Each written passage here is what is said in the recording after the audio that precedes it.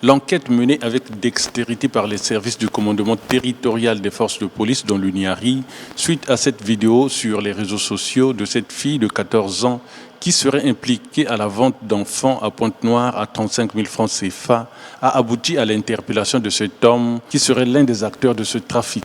L'arrestation de cette mineure le 6 janvier 2025 a orienté le lendemain les services de police auprès de ce majeur qui aurait l'habitude de recevoir les enfants que cette dernière emmenait vers eux moyennant cette somme d'argent. Puisqu'il s'agit d'une mineure et d'un majeur, la procédure judiciaire n'est pas la même. La mineure a été orientée auprès du juge des enfants pour une instruction et le majeur a été orienté auprès d'un juge d'instruction pour que ceux-ci se mettent à investiguer là-dessus parce qu'il s'agirait certainement d'un vaste réseau que ces derniers doivent certainement démanteler afin que tout ce monde-là soit traduit devant les juridictions compétentes afin qu'ils répondent des faits pour lesquels ils seront poursuivis.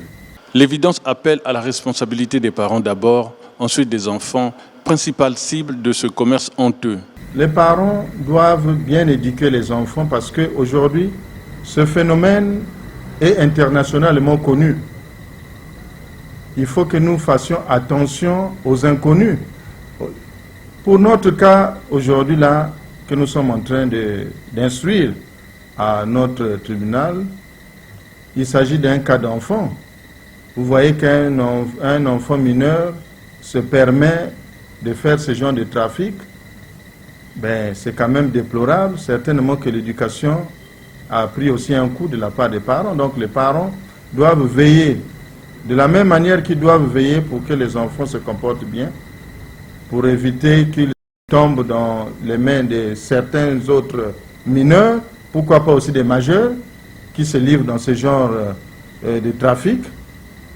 De la même manière aussi, les enfants eux-mêmes doivent prendre conscience pour ne pas qu'ils se mettent à répondre à n'importe quel inconnu, parce qu'on ne sait pas où est-ce qu'on pourra les amener.